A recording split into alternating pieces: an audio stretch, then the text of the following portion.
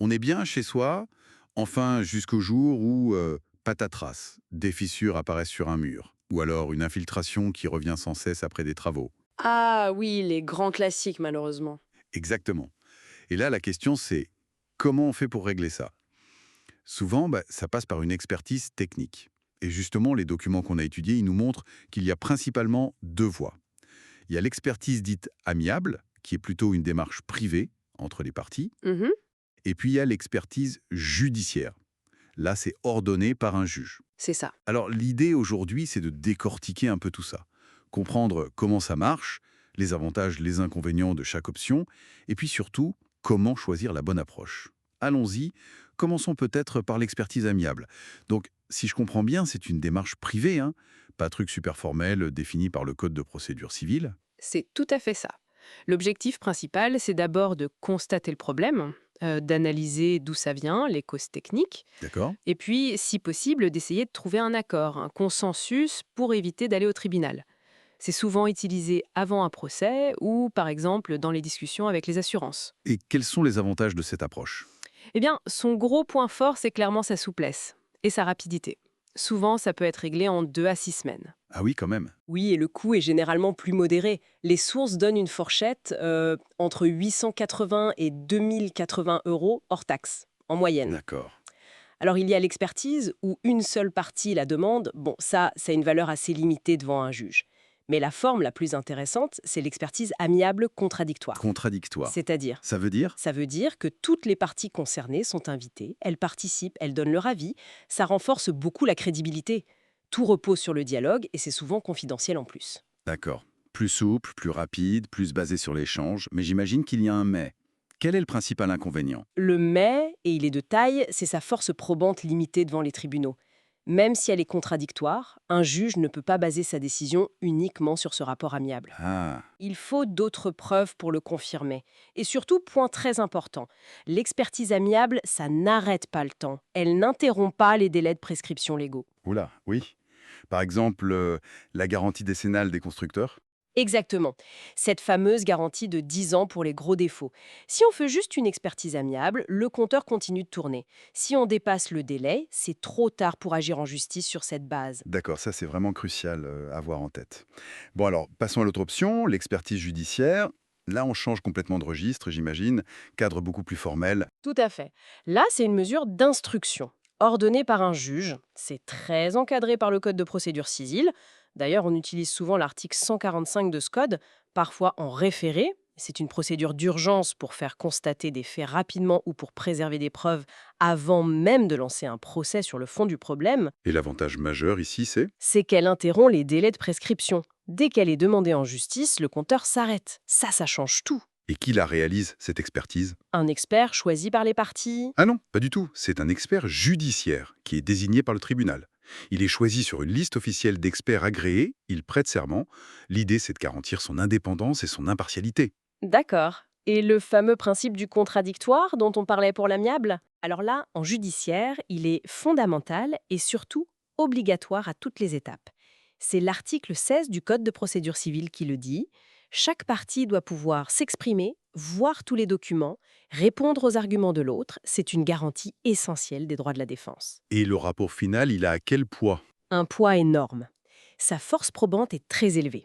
En pratique, les juges suivent presque systématiquement les conclusions techniques de l'expert judiciaire. C'est vraiment l'élément clé pour le tribunal. Impressionnant. Mais j'anticipe la question, tout ça, ça doit avoir un coût et prendre un certain temps, non? Effectivement, ce sont les gros inconvénients. C'est une procédure qui est longue. On parle souvent de 6 mois à 2 ans, parfois même plus. Ah oui? Et c'est coûteux. Il faut d'abord verser ce qu'on appelle une consignation au tribunal. C'est une avance pour payer les frais de l'expert et ça peut se chiffrer en plusieurs milliers d'euros d'entrée de jeu, sans compter les frais d'avocat qui sont souvent nécessaires dans ce cadre. Et puis, c'est une procédure assez rigide, très formalisée. Bon. Alors, on a d'un côté l'amiable, rapide, souple, mais moins forte juridiquement. Et de l'autre, la judiciaire, très solide, mais longue et chère. Comment on fait le bon choix concrètement? C'est quoi les critères? C'est vraiment la question centrale et la réponse est stratégique. Ça dépend de plusieurs choses. D'abord, les enjeux. Financiers, bien sûr, mais aussi techniques. L'urgence de la situation joue aussi. Et puis, un facteur très important, l'état des relations entre les parties. Est-ce qu'on peut encore discuter ou est-ce que c'est la guerre? Logique. Donc, pour simplifier, l'amiable, c'est plutôt pour des litiges avec des enjeux modérés, quand on a besoin d'une solution rapide, qu'on préfère la confidentialité, et surtout si le dialogue est encore possible. Et la judiciaire. La judiciaire, elle s'impose quand les sommes en jeu sont importantes ou quand on a absolument besoin d'une preuve béton pour un futur procès, aussi si les relations sont très conflictuelles, s'il y a un danger immédiat, genre un risque d'effondrement, ou si on sait d'emblée qu'il faudra aller devant le juge. Mais ce que je retiens aussi des sources, c'est qu'elles ne sont pas forcément opposées l'une contre l'autre. Ah non, pas du tout. Elles peuvent être complémentaires. C'est même une approche assez fréquente et souvent maligne de commencer par une expertise amiable. D'accord. On tente de trouver un accord. Si ça marche, tant mieux. Si ça échoue, eh bien, on peut alors passer à l'expertise judiciaire. Et un beau rapport amiable, bien fait, contradictoire, ça peut même être une excellente base pour préparer l'expertise judiciaire ensuite. Ça montre bien l'intérêt de ne pas voir ça comme un choix définitif dès le départ. Exactement.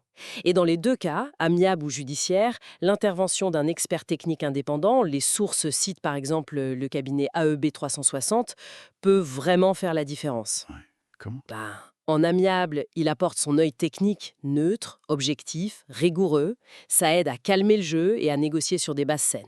Et en judiciaire, il peut jouer un rôle d'expert conseil, c'est-à-dire qu'il assiste une partie et son avocat. Pour faire quoi? Ou pour formuler des observations techniques pertinentes, ce qu'on appelle des dires, à l'attention de l'expert judiciaire. Avoir quelqu'un qui maîtrise à la fois la technique et un peu le juridique, c'est un vrai atout. Je vois. Ça souligne vraiment l'importance d'une bonne équipe en fait. L'avocat pour la stratégie et la procédure, Mhm. et l'expert technique pour comprendre et argumenter sur le fond du problème. Les deux semblent indissociables pour s'en sortir au mieux. C'est exactement ça. Une bonne synergie entre les deux est essentielle. Bon, alors pour résumer tout ça, si on doit faire un choix entre expertise amiable et judiciaire, c'est un peu un arbitrage à faire. D'un côté, on a la rapidité, un coût potentiellement plus bas, la souplesse de l'amiable, C'est ça. et de l'autre côté, on a la force probante quasi indiscutable, l'autorité, la rigueur du judiciaire, mais avec des délais et des coûts qui peuvent être importants. Voilà, c'est un beau résumé. Et peut-être pour finir sur une note un peu prospective, les documents évoquent des évolutions intéressantes, hein. La digitalisation qui facilite les échanges, le développement de la médiation technique spécialisée. Ça nous amène à nous poser la question, au-delà de ce choix classique entre amiable et judiciaire, est-ce que ces nouvelles méthodes ne vont pas, à terme, transformer la manière dont on gère ces litiges techniques du bâtiment, qui sont parfois si complexes? C'est une piste de réflexion pour l'avenir, je pense.